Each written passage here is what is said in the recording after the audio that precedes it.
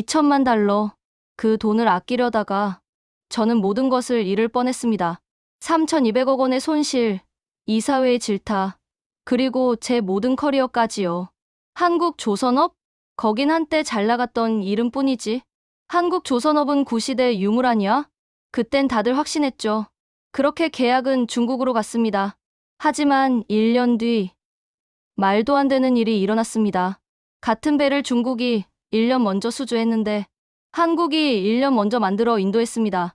정말 말도 안 되는 일이었죠. 제가 그토록 찬양하던 중국 조선업이 한국 따위에 이렇게 무너지다니요. 이제 전 세계는 한국 조선소부터 찾습니다. 한국을 비웃던 사람들이 이젠 한국 앞에 줄을 섭니다. 지금부터 한국 조선업이 어떻게 세계의 최강이 되었는지 그 아무도 말해주지 않았던 진짜 이유를 하나씩 풀어보겠습니다. 시작하기 전 구독과 좋아요. 그리고 대한민국 화이팅 댓글로 한국을 응원해주세요. 안녕하세요. 저는 독일 함부르크에서 22년간 선박교달 업무를 담당했던 소피아 뮬러입니다. 업계에서는 저를 철의 여인이라고 불렀어요. 숫자 앞에서 절대 흔들리지 않는다고요. 협상 테이블에서 제가 계산기를 두드리기 시작하면 상대방 얼굴이 하얗게 질리곤 했습니다. 그게 제 자부심이었죠. 비용 절감의 귀재, 숫자의 여왕. 저는 그 타이틀이 좋았습니다. 그날도 평소와 다름없는 하루였습니다. 함부르크 본사 42층 회의실에서 저는 한국조선소 영업팀의 프레젠테이션을 듣고 있었어요. 통유리 너머로 엘베강이 내려다보이는 그곳에서 저는 솔직히 듣는 척만 하고 있었습니다. 제 머릿속에는 이미 결론이 나 있었거든요. 한국은 비싸다. 중국이 답이다. 이미 숫자로 증명된 사실이었죠. 한국 측 발표자가 열심히 슬라이드를 넘기고 있었습니다. 35쯤 되어 보이는 남자였는데 눈빛만큼은 진지하더군요. 화면에 커다란 숫자가 떴습니다. 70.6%라는 숫자였어요. HD 한국조선해양이 지난해 인도한 136척 중 96척을 조기 인도했다는 내용이었습니다. 10척을 수주하면 7척을 예정보다 빨리 인도한다는 뜻이라고 강조하더군요. 저는 속으로 피식 웃었습니다. 조기 인도율이 뭐가 대단하다는 건지 이해할 수 없었어요. 저는 비용을 봅니다. 숫자를 보죠. 며칠 빨리 받는 게 수천만 달러보다 중요할 얘기가 없잖아요. 그래서 일부러 지루한 표정을 지으며 조기 인도가 왜 중요한지 설명해달라고 했습니다. 제 목소리에는 이미 비아냥이 담겨 있었죠. 한국 담당자의 표정이 살짝 굳었지만 이내 침착하게 대답하더군요. 운임이 하락하는 시기에는 선박을 하루라도 빨리 인도받는 게 중요하다고 했습니다. 배가 빨리 들어와야 빨리 운항할 수 있고 그래야 수익을 낼 수 있다는 논리였어요. 지금 상하이 컨테이너 운임 지수가 전년 대비 28% 이상 하락했고 이런 시기에 납기 지연은 곧 손실이라는 설명이었습니다. 그럴듯한 말이었지만 저는 전혀 흔들리지 않았습니다. 저희 이사회가 원하는 건 당장의 비용 절감이었거든요. 운임 하락기니 뭐니 하는 건 나중 문제고 지금 당장 견적서에 찍히는 숫자가 중요했습니다. 그래서 단도직입적으로 성가를 물었죠. 척당 2억 5천만 달러. 저는 미리 준비해 둔 서류를 꺼냈습니다. 중국 조선소 견적서였어요. 척당 2억 3천만 달러. 2천만 달러 차이가 났습니다. 12척이면 2억 4천만 달러를 아낄 수 있었어요. 한화로 3,500억 원이었습니다. 이 숫자를 보여주자 회의실이 조용해졌습니다. 한국팀 사람들이 서로 눈치를 보더군요. 제가 이길 거라는 걸 그들도 알고 있는 눈빛이었습니다. 하지만 한국 담당자가 포기하지 않았습니다. 가격만 보면 안 되고 납기 리스크를 고려해야 한다고 했어요. 중국 조선소들이 최근 수주 물량이 급증하면서 슬롯 관리에 문제가 생기고 있다는 거였습니다. 슬롯 관리라는 게 쉽게 말해서 배를 만들 공간과 시간을 효율적으로 배분하는 건데 지금 중국 조선소들의 2029년에서 2030년 슬롯이 상당히 제한적인 상황이라고 설명하더군요. 주문은 많이 받았는데 실제로 만들 여력이 부족하다는 뜻이었습니다. 저는 손을 들어 그의 말을 잘랐습니다. 리스크는 제가 관리한다고 했어요. 그게 제 일이니까요. 22년 동안 이 업계에서 살아남은 이유가 있다고 자신만만하게 말했습니다. 한국 담당자가 납기가 지연되면 지체 상금이 발생한다고 했지만 저는 이미 자리에서 일어나고 있었습니다. 회의를 끝내고 싶었거든요. 2억 5천만 달러 대 2억 3천만 달러. 어느 쪽이 합리적인지는 너무나 명확했습니다.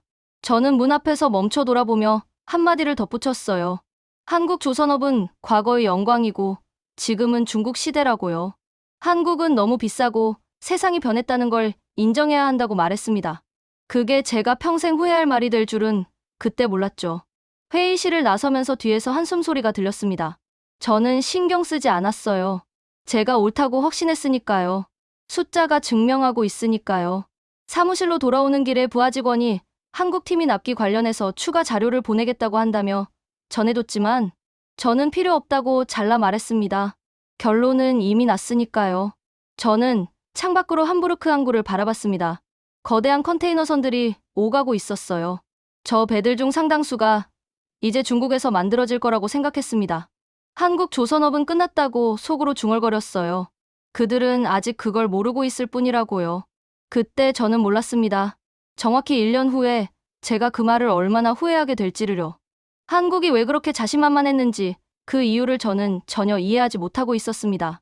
30에서 40m의 비밀, 텐덤 공법, 그리고 5년을 기다릴 줄 아는 전략적 인내. 그 모든 것을 저는 곧 눈앞에서 목격하게 됩니다. 하지만 그 전에 먼저 저는 중국과의 달콤한 계약을 축하해야 했죠. 2주 후 저는 중국 상하이에 있었습니다. 푸둥 지역의 초호화 호텔 연회장에서 성대한 계약 체결식이 열렸거든요. 샹들리에 불빛 아래 수백 명의 하객들이 모여 있었고 곳곳에서 샴페인 잔이 부딪히는 소리가 들렸습니다. 저는 그 중심에 서 있었어요. 제 인생 최고의 딜을 성사시킨 주인공으로서 말이죠.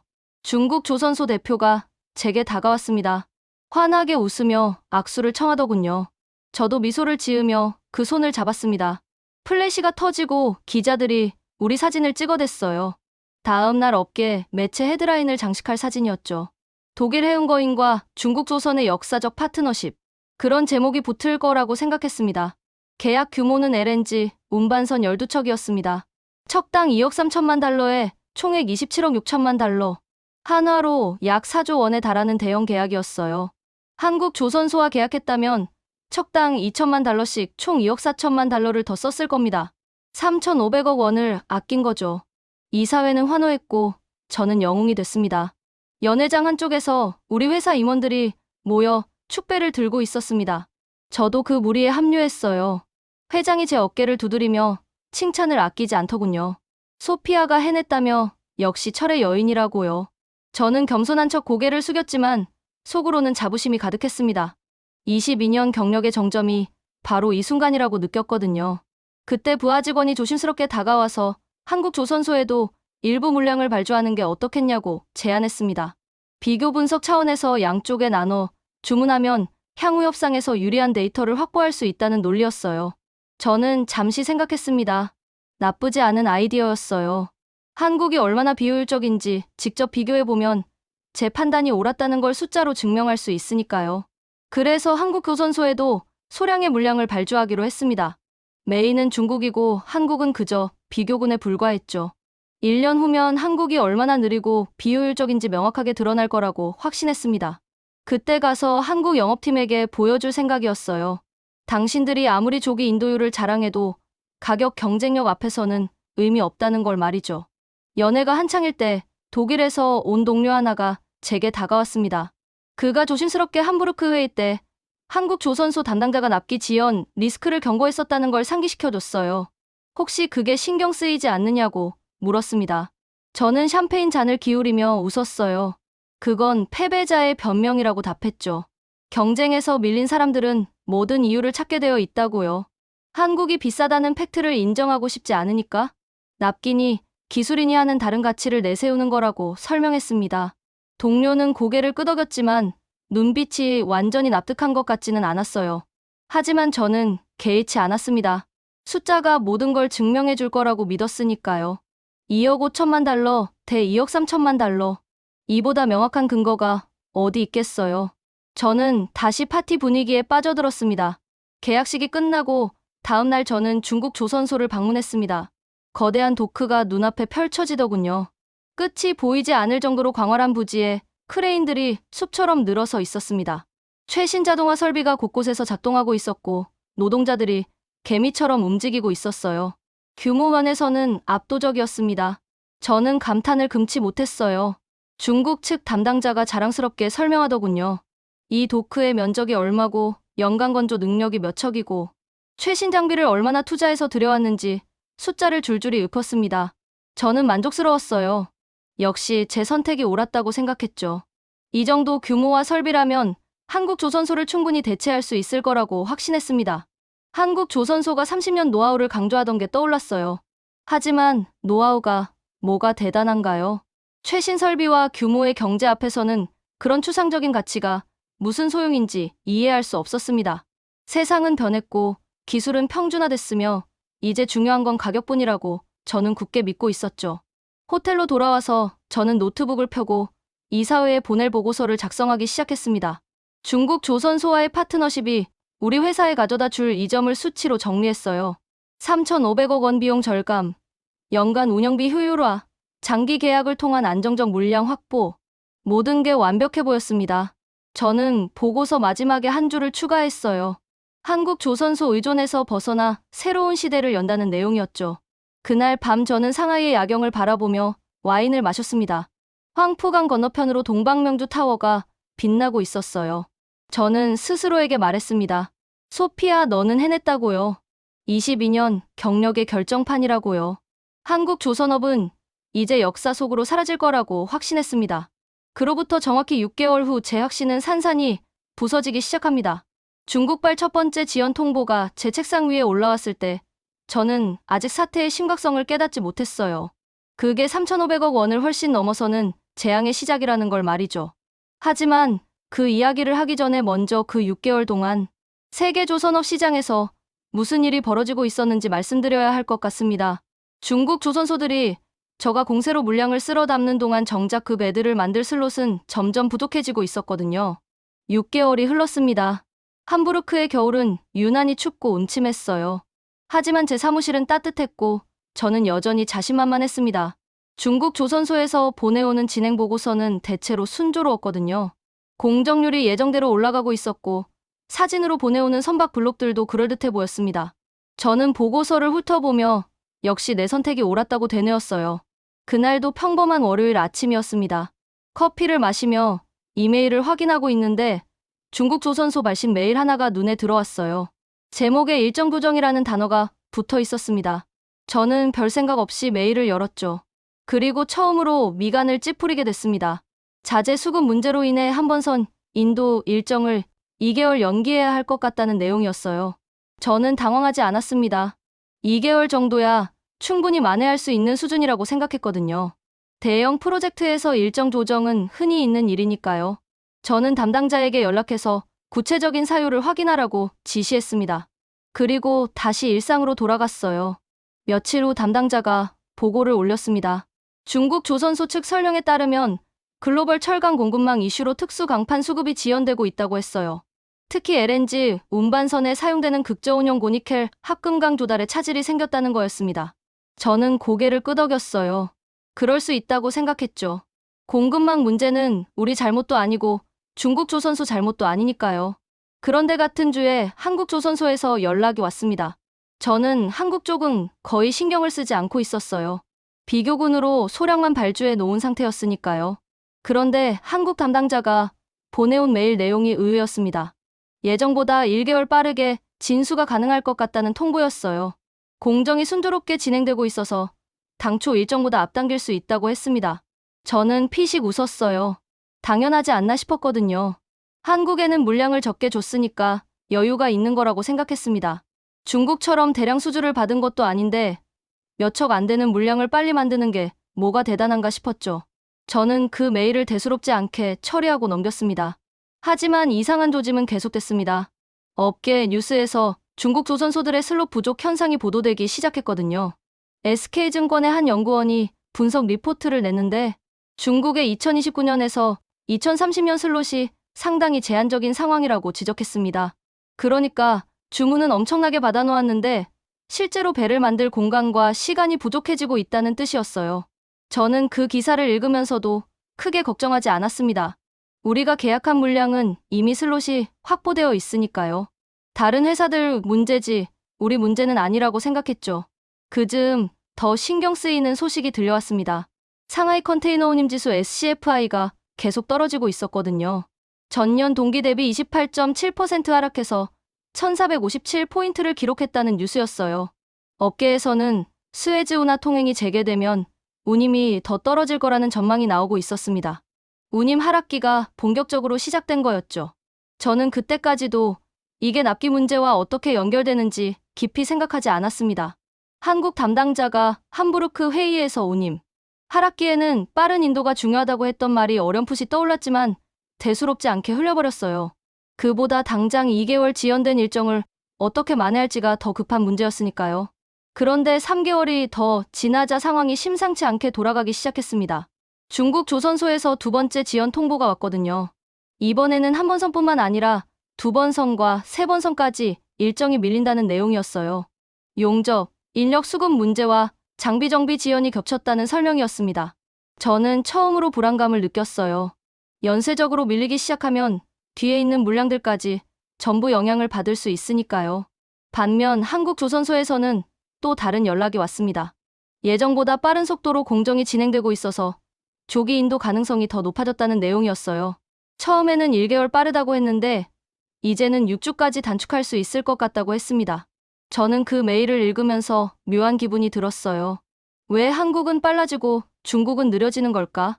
물량 차이 때문이라고 스스로를 납득시켰지만 어딘가 찜찜한 구석이 있었습니다.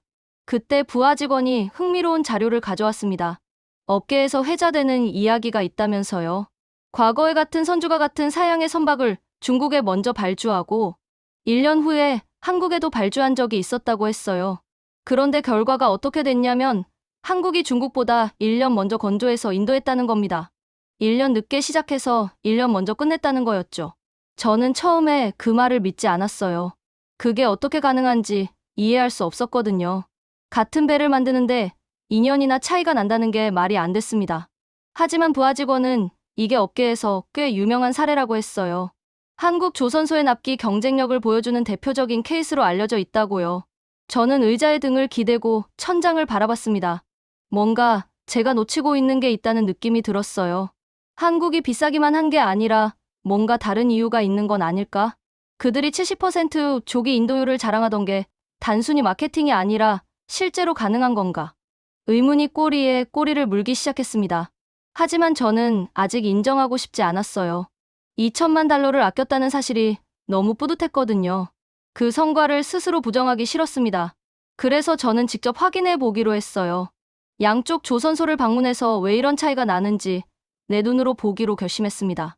그때까지만 해도 저는 중국이 일시적인 어려움을 겪고 있을 뿐 곧 정상화될 거라고 믿고 있었어요. 저는 먼저 중국 조선소를 방문했습니다.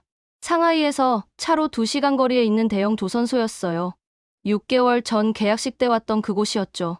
그때는 화려한 연회장에서 샴페인을 마셨지만 이번에는 현장을 직접 보러 온 거였습니다. 도크 안으로 들어서는 순간 저는 뭔가 이상하다는 걸 직감했어요. 규모는 여전히 압도적이었습니다. 끝이 보이지 않는 광활한 부지에 거대한 크레인들이 늘어서 있었고 수천 명의 노동자들이 움직이고 있었어요. 최신 자동화 설비도 곳곳에서 돌아가고 있었습니다. 하지만 제 눈에 들어온 건 그게 아니었어요. 도크 바닥에 선박 블록들이 여기저기 흩어져 있었거든요. 마치 퍼즐 조각들을 아무렇게나 쏟아놓은 것처럼 보였습니다. 중국 측 담당자가 제게 다가와서 현황을 설명하기 시작했습니다. 현재 이 도크에서 동시에 8척의 선박을 건조 중이라고 했어요. 그런데 설명을 들으면서 이상한 점을 발견했습니다. 블록들의 배치가 논리적이지 않았거든요. 어떤 배의 선수 블록 옆에 다른 배의 기관실 블록이 놓여 있고 그 사이로 또 다른 배의 중앙 블록이 끼어 있었습니다. 저는 조선 전문가가 아니지만 이게 효율적인 배치가 아니라는 건 알 수 있었어요. 제가 블록 배치가 좀 복잡해 보인다고 언급하자 담당자 표정이 살짝 굳었습니다. 수주량이 많아서 공간 활용을 최대화하고 있다고 설명하더군요. 하지만 그 말이 변명처럼 들렸어요. 최대화가 아니라 혼란에 가까워 보였으니까요. 저는 속으로 메모했습니다. 슬롯 관리에 문제가 있다. 작업 현장을 더 둘러보면서 또 다른 문제를 발견했습니다. 용접 작업을 하는 노동자들의 움직임이 어딘가 어설퍼 보였거든요. 물론 저는 용접 전문가가 아닙니다. 하지만 22년간 조선소를 수없이 방문하면서 숙련된 작업자와 그렇지 않은 작업자를 구별하는 눈은 생겼어요. 이 사람들은 뭔가 망설임이 있었습니다. 동작에 자신감이 없어 보였죠. 나중에 확인해보니 중국 조선소들이 급격하게 물량을 늘리면서 경험 있는 인력이 부족해진 상황이었습니다. 신규 채용한 노동자들이 대거 투입됐는데 숙련도가 따라가지 못하고 있었던 거예요. 저가 공세로 수준은 많이 따왔지만 그걸 실제로 만들어낼 역량이 부족했던 겁니다. 저는 복잡한 심경으로 중국 조선소를 떠났습니다. 그리고 일주일 후 한국으로 향했어요. 울산에 있는 HD 현대중공업 조선소를 방문하기 위해서였습니다. 솔직히 말하면 기대는 별로 없었어요. 한국이 아무리 기술력을 자랑해도 규모에서 중국을 이길 수는 없다고 생각했거든요. 그냥 비교 차원에서 한번 보자는 심정이었습니다. 울산 조선소에 도착했을 때 첫인상은 중국보다 작다는 거였어요. 부지 면적도 그렇고 도크 개수도 적었습니다. 저는 속으로 역시 규모의 경쟁에서는 중국이 앞서는구나 생각했죠. 하지만 도크 안으로 들어서는 순간 제 생각이 완전히 바뀌기 시작했습니다. 선박 블록들이 마치 정교하게 맞춰진 퍼즐처럼 배치되어 있었거든요. 중국에서 봤던 혼란스러운 풍경과는 완전히 달랐습니다. 어떤 배의 어떤 부분인지 한눈에 알아볼 수 있었어요. 모든 블록이 논리적인 순서대로 놓여 있었고 작업 동선도 깔끔하게 정리되어 있었습니다. 저는 감탄을 금치 못했어요. 한국 측 담당자가 도크 현황을 설명해 주었습니다. 현재 이 조선소에서 총 9개의 독을 운영하고 있다고 했어요. 각 독에서 만들어지는 선박 블록의 공정 진행률을 계산해서 선표라는 걸 작성한다고 했습니다. 선표는 쉽게 말해서 독의 현황표예요. 어떤 배가 어느 단계에 있고 언제 다음 단계로 넘어가는지 전부 관리하는 시스템이었습니다. 시간과 비용의 낭비를 최소화하는 게 핵심이라고 했죠. 그런데 정말 놀라운 건 그 다음이었습니다.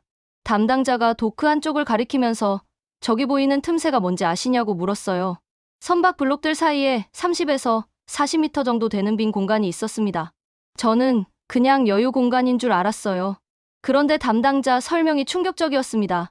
저 공간에서도 추가 블록 작업을 진행한다고 했거든요. 텐덤 공법이라고 불리는 동시 건조 기법이라고 했습니다. 꽉 찬 도크에서 선박 블록 사이에 생기는 좁은 틈을 활용해서 또 다른 배의 블록을 작업하는 거였어요. 저는 귀를 의심했습니다. 30m짜리 공간에서 어떻게 대형 선박 블록 작업을 할 수 있는 거죠? 담당자가 웃으면서 대답했습니다. 그게 30년 노하우라고요. 급하게 도면을 그리고 자재를 발주하고 크레인을 조율하고 용접 인력을 배치하는 작업을 동시다발적으로 해내야 하는데 이건 오랜 경험 없이는 불가능하다고 했어요. 한국 조선소에 숙련된 기술진만 할 수 있는 작업이라고 강조했습니다. 저는 서울대 조선해양공학과의 권효재 연구원이 쓴 리포트를 떠올렸습니다. 슬롯 사이에 새로운 선박 스케줄을 끼워 넣는 건 고도의 기술력과 숙련된 작업 경험이 필요하며 국내 조선소만 수행할 수 있다는 내용이었어요. 그때는 그냥 흘려들었는데 직접 현장을 보니까 무슨 뜻인지 이해가 됐습니다. 그리고 담당자가 더 충격적인 사실을 알려줬어요. 이 조선소가 모잠비크 LNG 프로젝트를 위해 17척 분량의 슬롯을 5년 동안 비워두고 있었다는 거였습니다. 2020년에 프랑스 토탈에너지스와 투자 의향서를 체결하고 HD 한국조선해양이 9척, 삼성중공업이 8척을 맡기로 했는데 프로젝트가 지연되면서 계속 기다리고 있었던 거예요. 저는 믿을 수 없었습니다. 5년 동안 슬롯을 비워뒀다고요. 그 자리에 다른 물량을 채워 넣으면 당장 수익이 나는데 왜 기다린 거죠? 담당자는 약속을 지키는 게 한국 조선업의 철학이라고 대답했습니다. 단기 이익보다 장기적인 신뢰를 선택한 거라고요. 저는 한참 동안 아무 말도 할 수 없었어요. 중국은 슬롯이 없어서 난리인데 한국은 5년 전부터 슬롯을 준비해 두고 있었다니. 저가 경쟁만 생각했던 제가 갑자기 부끄러워졌습니다. 숫자만 보던 눈에 보이지 않았던 것들이 비로소 보이기 시작했어요. 한국에서 독일로 돌아오는 비행기 안에서 저는 잠을 이룰 수 없었습니다. 창밖으로 구름바다가 펼쳐져 있었지만 제 머릿속은 울산 조선소에서 본 장면들로 가득 차 있었어요. 30에서 40m의 틈새에서 벌어지는 작업, 9개의 독을 퍼즐처럼 운용하는 시스템, 그리고 5년간 슬롯을 비워두고 기다리는 전략적 인내. 그 모든 게 머릿속에서 떠나지 않았습니다. 함부르크에 도착하자마자 저는 사무실로 향했어요. 부하 직원에게 양쪽 조선소의 상세 데이터를 모두 가져오라고 지시했습니다. 중국과 한국의 진행 상황을 직접 비교해보고 싶었거든요. 그리고 며칠 후 제 책상 위에 놓인 보고서를 보면서 저는 완전히 충격에 빠졌습니다. 보고서에는 업계에서 회자되는 유명한 사례가 상세하게 정리되어 있었어요. 과거에 같은 선주가 같은 사양의 LNG, 운반선을 중국에 먼저 발주하고 정확히 1년 후에 한국에도 발주한 적이 있었습니다. 누가 봐도 중국이 먼저 완성할 거라고 생각했죠. 1년이나 먼저 시작했으니까요. 하지만 결과는 완전히 반대였어요. 한국이 중국보다 1년 먼저 건조해서 인도했습니다. 1년 늦게 시작해서 1년 먼저 끝낸 거였어요. 그러니까 전체적으로 보면 2년의 차이가 난 겁니다. 저는 그 숫자를 몇 번이나 다시 확인했어요. 도저히 믿기지 않았거든요. 같은 배인데 어떻게 2년이나 차이가 날 수 있는 거죠. 업계 관계자의 코멘트가 달려 있었습니다. 한국 조선소의 숙련 인력들은 수작업 수준이 높고 다양한 상황에 능동적으로 대응하는 능력이 탁월하다고 했어요. 중국 조선소들이 고도의 자동화 설비를 갖춰도 아직 따라오지 못하는 부분이 많다는 분석이었습니다. 저는 중국 조선소에서 봤던 어설픈 용접공들의 모습이 떠올랐어요. 최신 장비가 있어도 그걸 운영하는 사람의 숙련도가 따라주지 않으면 소용없다는 걸 그제야 깨달았습니다. 보고서에는 또 다른 충격적인 데이터가 있었어요. LNG 운반선의 척당 성가 변화 추이였습니다. 2020년에 제가 비교했던 시점의 성가는 척당 1억 9천만 달러 수준이었습니다. 그런데 현재는 2억 5천만 달러까지 올랐더군요. 5년 사이에 32%나 상승한 거였어요. 한화로 따지면 척당 3천억 원이 넘는 수준이었습니다. 저는 잠시 계산기를 두드렸습니다. 2020년에 1억 9천만 달러였던 배가 지금은 2억 5천만 달러. 그 차이가 6천만 달러예요. 제가 한국 대신 중국을 선택하면서 아꼈다고 좋아했던 2천만 달러의 새 배가 넘는 금액이었습니다. 시장이 이렇게 변할 줄 알았다면 그때 한국과 장기 계약을 맺어두는 게 훨씬 나았을 거라는 생각이 들었어요. 더 심각한 문제는 중국의 슬롯 부족 현상이었습니다. SK증권 한승한 연구원의 분석 리포트를 구해서 읽어봤어요. 중국의 2029년에서 2030년 슬롯이 상당히 제한적인 상황이 이어지고 있다는 내용이었습니다. 그러니까 지금 중국에 추가 발주를 하고 싶어도 자리가 없다는 뜻이었어요. 저가 공세로 물량을 싹쓸이하더니 이제는 감당을 못하고 있는 거였죠. 반면 한국은 달랐습니다. 모잠비크 프로젝트 재개 움직임으로 인해 한국 조선소들의 2029년에서 2030년 슬롯이 소진될 가능성이 높아졌다는 분석이 나왔어요. 그런데 놀라운 건 한국이 이 슬롯을 5년 전부터 준비해 두고 있었다는 사실이었습니다. 중국은 당장 눈앞에 물량을 받느라 슬롯이 꽉 찼는데 한국은 미래를 내다보고 여유를 확보해 둔 거였죠. 한승한 연구원은 리포트 말미에 이렇게 썼습니다. 북미 LNG 프로젝트향에 필요한 LNG 운반선 신조 발주를 두고 슬롯 경쟁이 치열해질 전망이며 글로벌 LNG 운반선의 성가 상승세 전환 가능성은 상당히 높다고요. 저는 그 문장에 밑줄을 그었습니다. 성가가 더 오른다. 그리고 한국만 슬롯이 있다.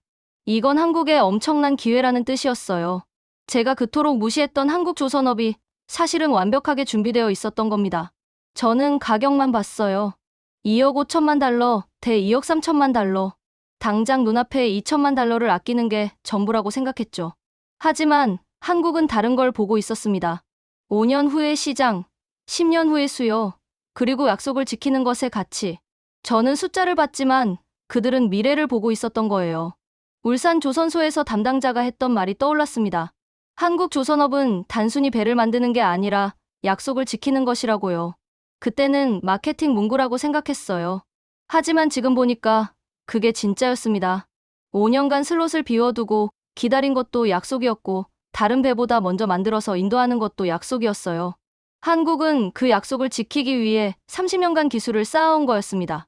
저는 창밖을 바라봤습니다. 함부르크의 하늘은 흐렸어요. 제 마음처럼요. 22년간 숫자만 보고 살아왔는데 그 숫자 뒤에 있는 진짜 가치를 보지 못했다는 사실이 부끄러웠습니다. 한국을 비웃었던 제가 이제는 한국 앞에서 고개를 숙여야 할 판이었어요. 하지만 진짜 시련은 이제 시작이었습니다. 1년의 역전이라는 과거 사례는 남의 이야기였지만 앞으로 닥칠 운임 하락기의 재앙은 제 이야기가 될 거였거든요. 상하이 컨테이너 운임 지수가 계속 떨어지고 있었고 저희 회사의 중국발 선박들은 줄줄이 지연되고 있었습니다. 이 두 가지가 만나면 어떤 결과가 나올지 저는 곧 직접 겪게 됩니다. 운임 하락기가 본격적으로 시작됐습니다. 상하이 컨테이너 운임 지수 SCFI가 1457.86을 기록했어요. 전년 동기 2045.45 대비 28.7%나 떨어진 수치였습니다. 업계 전문가들은 수에즈 운하 통행이 재개되면 운임이 더 떨어질 거라고 전망했어요. 물동량은 계속 늘어나고 있었지만 선박 공급도 늘어나면서 운임이 하락하는 구조였습니다. 저는 처음에 운임 하락이 왜 문제인지 잘 이해하지 못했어요. 오히려 운송비가 싸지면 좋은 거 아닌가 싶었거든요. 하지만 선주 입장에서는 완전히 다른 이야기였습니다. 운임이 낮은 시기에는 선박을 최대한 빨리 인도받아서 최대한 많이 운항해야 수익을 낼 수 있어요. 배가 한 척이라도 더 빨리 들어오면 그만큼 빨리 돈을 벌 수 있는 거죠. 반대로 배가 늦게 들어오면 그 기간 동안 수익이 제로입니다. 제가 중국 조선소에 발주한 12척 중 이미 9척의 납기가 지연되고 있었어요.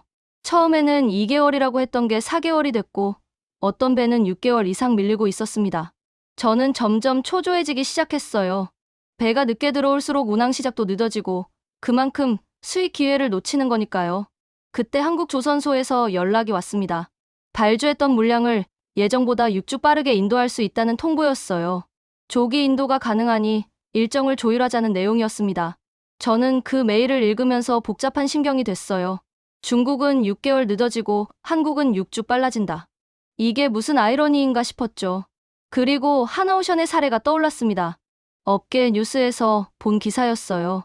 하나오션이 덴마크 해상폭력 업체 카델라에 해상폭력 설치선 2호선을 기존 계약보다 한 달 빠르게 인도하면서 450만 달러를 추가로 받았다는 내용이었습니다.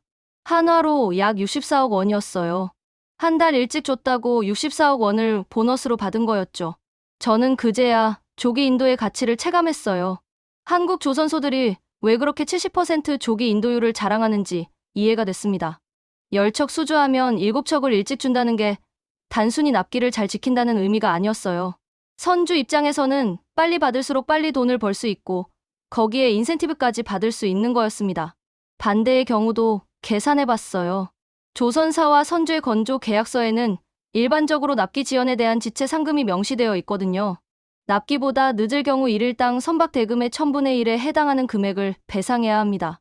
척당 2억 3천만 달러짜리 배가 하루 늦으면 23만 달러를 물어야 하는 거예요. 한 달이면 690만 달러. 한화로 100억 원이 넘습니다. 저희 회사로 돌아와서 계산해봤어요. 중국발 9척이 평균 4개월씩 지연된다고 가정하면 지체 상금만 해도 어마어마한 금액이었습니다. 거기에 운임 하락기에 운항을 못해서 발생하는 기회비용까지 더하면 손실 규모가 눈덩이처럼 불어났어요. 제가 2천만 달러를 아꼈다고 좋아했던 게 갑자기 우스워졌습니다. 설상가상으로 중국 조선소에 추가 발주를 하려고 해도 슬롯이 없었어요. 2029년에서 2030년 물량은 이미 꽉 차 있었거든요. 저가 공세로 주문을 마구 받아놓고 이제 와서 만들 자리가 없다는 거였습니다. 저는 허탈했어요. 가격이 싸다고 선택했는데 정작 배를 제때 받지 못하면 무슨 소용인가 싶었죠. 한국은 달랐습니다. 한국 조선소들은 슬롯 관리를 철저하게 하고 있었어요. 5년 전에 맺은 약속도 지키면서 새로운 물량도 소화할 여력이 있었습니다. 중국이 난리인 동안 한국은 묵묵히 준비하고 있었던 거였죠. 저는 그제야 한국 담당자가 함부르크 회의에서 했던 말이 떠올랐어요. 슬롯 관리에 문제가 생기면 연쇄적으로 밀린다고요. 그때 제가 뭐라고 했죠. 리스크는 제가 관리한다고 했어요. 얼마나 오만했던 건지. 재무팀에서 중간 손실 보고서가 올라왔습니다. 중국발 납기 지연으로 인한 예상 손실액. 저는 그 숫자를 보고 눈앞이 캄캄해졌어요. 지체 상금, 운항 지연에 따른 수익 손실, 대체 선박 용선 비용까지 합치니 3,200억 원이 넘었습니다. 제가 아끼려고 했던 3,500억 원에 거의 육박하는 금액이었어요. 3,500억 원을 아끼려다 3,200억 원을 손해볼 판이었습니다. 아니, 이대로 가면 3,500억 원을 훌쩍 넘길 수도 있었어요. 제가 그토록 자랑스러워했던 비용 절감이 허상이 되어버린 거였죠. 숫자의 여왕이 숫자에 당한 거였어요. 그날 밤 저는 사무실에 혼자 남아서 창밖을 바라봤습니다. 함부르크 항구의 불빛이 멀리 보였어요. 저 항구에 제가 발주한 배들이 들어와야 하는데 그 배들은 중국 어딘가에서 완성도 못된 채 방치되어 있었습니다. 저는 눈을 감았어요. 어떻게 이사회에 보고하지? 어떻게 이 상황을 수습하지? 머릿속이 하얘졌습니다.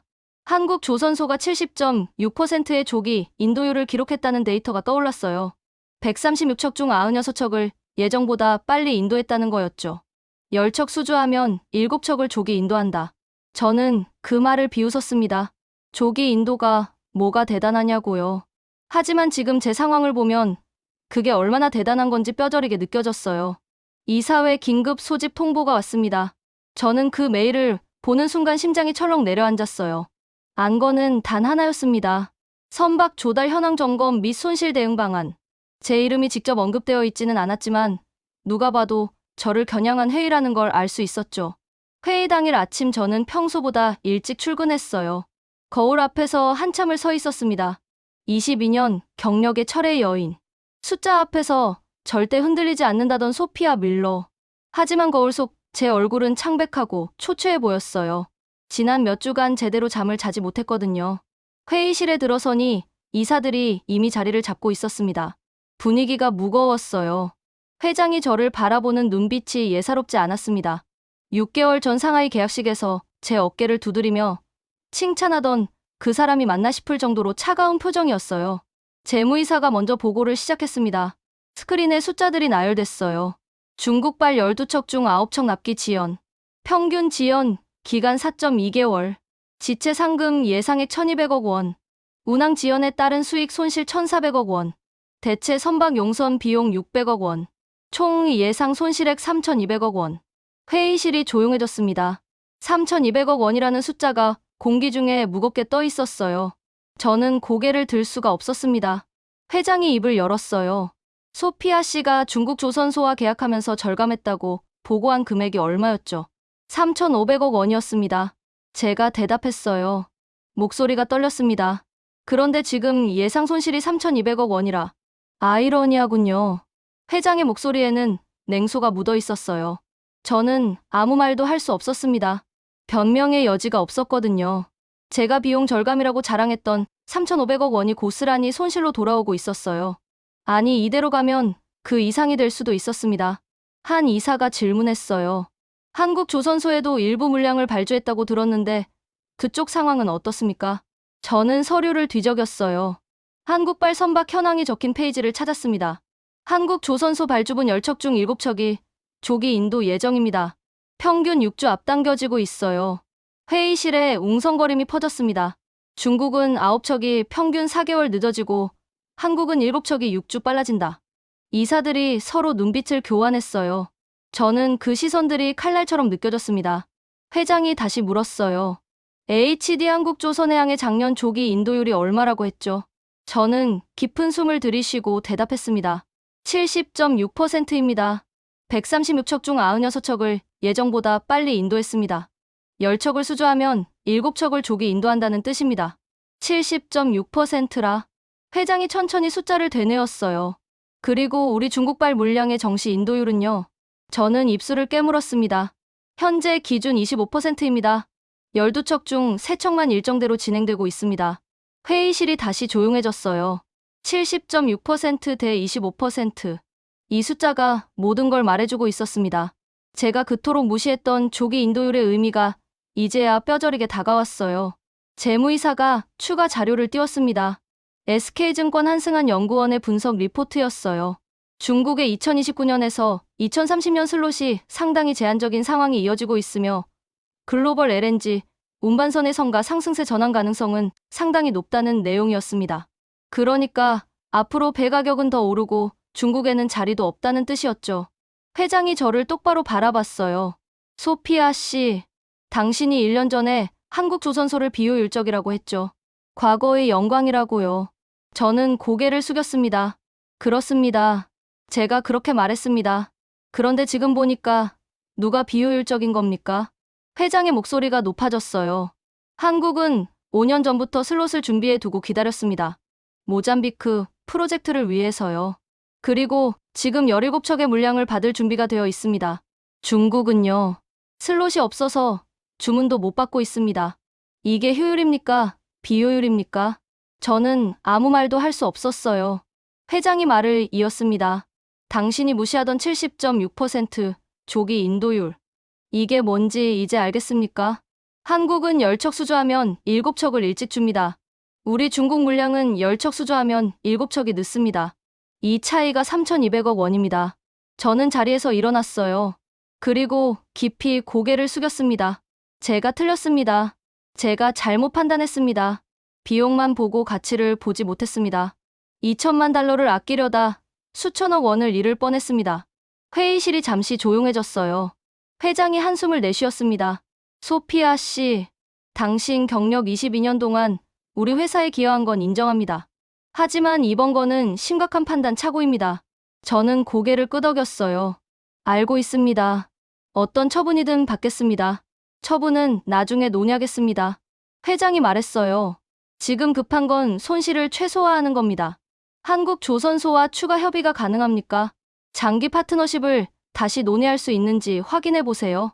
저는 고개를 들었어요. 회장의 눈빛은 여전히 차가웠지만 어딘가에 기회를 주겠다는 의미도 담겨 있었습니다. 알겠습니다. 바로 연락해 보겠습니다. 회의가 끝나고 저는 사무실로 돌아왔어요. 창밖을 바라봤습니다. 함부르크의 하늘은 여전히 흐렸지만 제 마음속에는 뭔가 다른 감정이 피어오르고 있었어요. 부끄러움과 후회, 그리고 새로운 깨달음. 숫자만 보던 눈으로는 보이지 않던 것들이 이제야 보이기 시작했습니다. 한국행 비행기에 올랐습니다. 1년 전 상하이로 갈 때와는 완전히 다른 심경이었어요.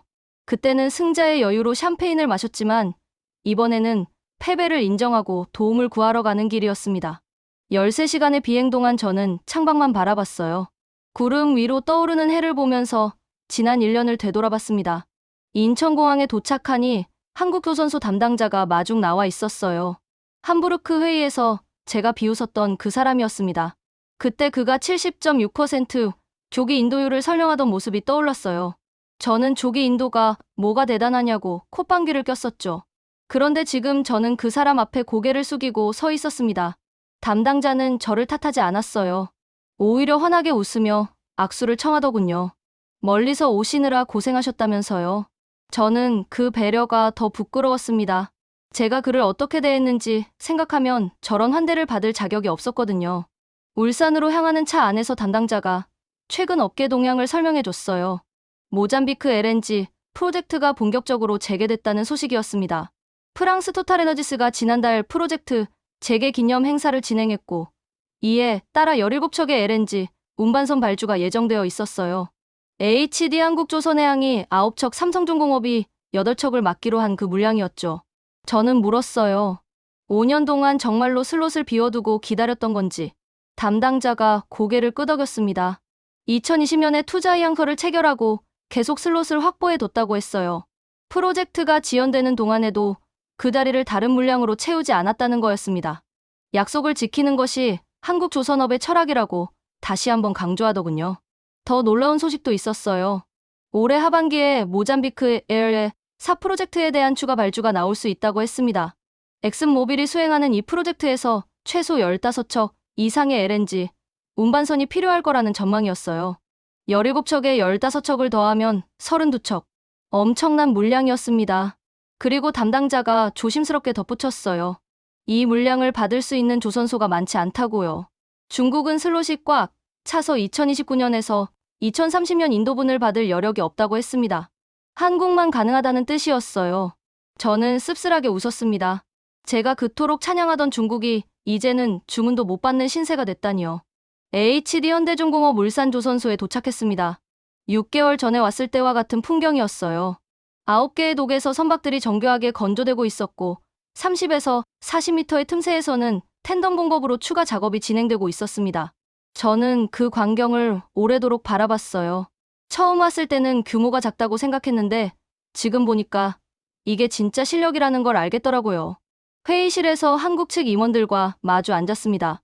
저는 먼저 사과했어요. 1년 전에 제가 한국조선업을 과거의 영광이라고 비하했던 것에 대해서요. 그리고 제가 틀렸다는 것을 인정했습니다. 가격만 보고 가치를 보지 못했다고요.